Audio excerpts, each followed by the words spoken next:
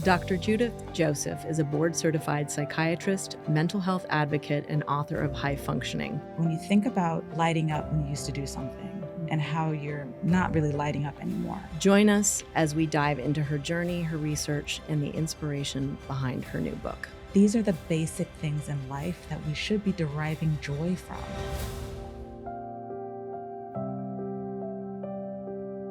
A lot of people associate depression with sadness and withdrawal, but you show a different side of it in your new book, High Functioning. How do you define high-functioning depression? High-functioning depression is something that many people will say does not exist in the mental health world, in the expert world. But it's something that everyday people, like myself, experience. And in mental health, we tend to focus on, okay, when someone's broken down, when someone is struggling, when they're in crisis, that's when we intervene. But I really want people to think about it differently. Why are we waiting for people to break down, to stop functioning, before we intervene and do something about these symptoms of depression? A lot of people with high-functioning depression seem fine. They will say they're fine. They might not even know that they're not fine. As you say, what we don't see with high-functioning depression is an awareness of depression. That's pretty important, I think. What are some of the most common symptoms? 5 years ago, I was sitting at my desk in my lab very close to here in Midtown Manhattan, and I was giving a talk to this large healthcare system. And I was the psychiatrist who was supposed to be leading them through this, the voice of strength, right? Right. Bravery, courage, hope. And I was like, I'm depressed. Like, I feel depressed. And how did this sneak up on me? And I was experiencing something called anhedonia, which is like a lack of pleasure, a lack of joy. And that snuck up on me. I'm someone who studied anhedonia and depression for over 15 years. And how did this happen to me? And I thought, well, if I'm struggling and no one knows, and I'm wearing this mask of productivity, how many people are just like me? Why don't we hear about anhedonia? You talk about that, the culture that we live in doesn't make room for us to talk about feelings at all. In the research world, we use big words and jargon and we get it and we understand things, but there's a real disconnect between the real world and the research world.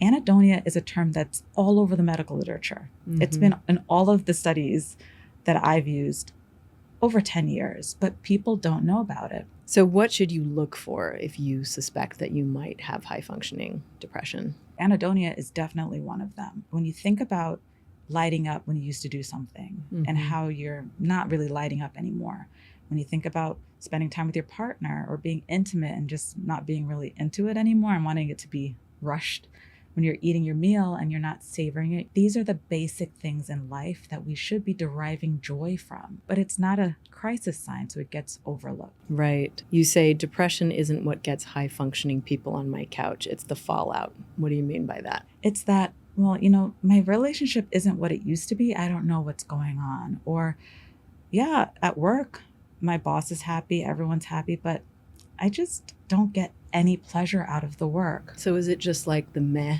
to everything? Yes, the meh, which doesn't sound like a crisis, right? Right. Explain that, because I think high functioning is really a key differentiator here. Well, you're rewarded in society if you're functioning, right? You go to a doctor, you go to a therapist, and I see this in my DMs. People write this to me all the time. They'll say, I went to the therapist, I went to the doctor, and they said, you're functioning, right? They didn't think that anhedonia was an issue. Right. But even in the person, they're not going to value pleasure, joy, purpose, because they're being rewarded by the outside. How is it that you start questioning your addiction to productivity? Because I think we are a culture that's addicted to success, productivity, and we believe that those are the metrics of happiness. Shouldn't we be having a conversation around how that might be the problem? Absolutely. There's a tool that I use in my lab, and I want it to democratize it. Yeah. It's called the biopsychosocial model. All of that you're saying is spot on. In science, whenever we're looking at symptoms or models of disease, we look at these, it's a Venn diagram, we look at the buckets. You're a woman. What makes you at risk for having anhedonia, having high function depression? Well, if you're a woman in midlife, you got to think about your hormones. But look at your family history biologically. What are you at risk for? Did your parents have depression? Did siblings have anxiety? That's your biological risk factor. But also, you may have medical conditions. I have low thyroid. I have to think about whether or not my thyroid is low because that contributes to my anxiety and depression. Psychologically, is there unprocessed trauma? That's a third risk factor. Yeah. What are your attachment styles? What's your background? Right. Do you have a comorbid condition like ADHD? All that plays a risk factor. And the social aspect, and that's what you brought up. What's your environment like? Is it capitalist? Is it product driven? That biopsychosocial model helps you to understand where your risk factors are. And you raise such an interesting point in the book about martyrdom being the kind of marker. It's sort of the very thing that we get rewarded for, sacrificing, doing everything for everybody else is probably one of the biggest signs, right? That's the of high third functioning. Yes. risk factor. Yep. Is, there's a term called masochism, and it's kind of a dirty word in psychiatry. It was removed from the DSM. Right. But there are elements of it that are people-pleasing. You're bending over backwards. You're a martyr. You're sacrificing, your happiness. Right. And for what? You don't even understand. And that's one of the things I found in my study. People who are the caregivers, they have the highest risk of anhedonia. You talk about the fact that high-functioning depression is almost always the result of trauma, but not necessarily uppercase T trauma. During the pandemic, I was running 2 PTSD studies. And I had person after person be turned away. I had to bust out the DSM, which is the Bible of psychiatry, go through the checklist for trauma, do the CAPS-5. And, it was heartbreaking because time after time, I'd have to close the book and say, you don't meet criteria for this study, but I believe you. I believe that your trauma mattered. But according to the DSM, you have to have combat or you have to have been attacked or in a near-death experience or you witnessed it happen to someone else. But you know what? You going through a bankruptcy, you having a volatile, verbally abusive relationship, not trauma. Sorry, that doesn't count. Imagine how invalidating that is to someone. Well, and even because there's so much science around sort of, the impact on the brain, like when they do brain scans, verbal abuse can be just as, impactful as negatively impactful as physical abuse. And the fact that it's not acknowledged is, seems silly. When you think about what a child goes through when they're rejected, when they're bullied, right? They're not having physical pain, so they don't count according to the DSM. Exactly. But when you light up their brain, when you look at the fMRI, the same regions of the brain are lit up as if they were being physically attacked. Yes, exactly. We were talking about this earlier, the impact of intergenerational trauma in this matrix that you're talking about. Talk to us a little bit about that and also collective trauma. Things like, were you teased as a child because people, disagreed with how you identified in terms of your gender, in terms of, who you loved and so forth. Growing up in Trinidad and moving here, I had no idea the impact that scarcity had on my behaviors. And this is even as a psychiatry resident, even, as a fully grown psychiatrist. Things such as reusing tissues, and that's unsanitary, keeping bags under my sink. Yes. Hoarding pens. I had the same upbringing. Reusing aluminum foil. Right. Yeah. All of these things impact your behavior. Right. You introduced the 5 V's as a way to break the cycle of high functioning depression. Can you walk us through them? So the 5 V's are based on evidence-based mental health research. So the first is validation. And it may sound cheesy and obvious and granola-y, but a lot of people push down how they feel. They push it down because culturally it just wasn't a part of who they were brought up to be, or they push it down because they don't have the tools. Some people are neurodivergent. They're not as expressive. They have something called alexithymia, where it's hard to identify their feelings. But validation is so important. Knowing what you feel is so important. The other V, vision. Tell us about that. So vision is the last V, and it's one of my favorite. But the reason that it's a favorite of mine is because I am so guilty of on to the next one. Right. Oh, Congress gave you an award. Okay, on to the next one. Oh, you got to study. On to the next one. We don't celebrate our wins. And it's something that we do as mothers. I'll get my child to school on time, get to work on time, see a bunch of patients, and then be like, okay, what do I have to do next? No. I've had to change the way that I think. So I pencil in the joys, the simple joys, and I celebrate my wins in the present. This is important. You say people with high functioning depression are pathologically productive. You compare this to substance abuse. Will you walk us through this? The doctor who has it all together. Well, that's what the world says. So then why am I not happy, right? You're chasing this role.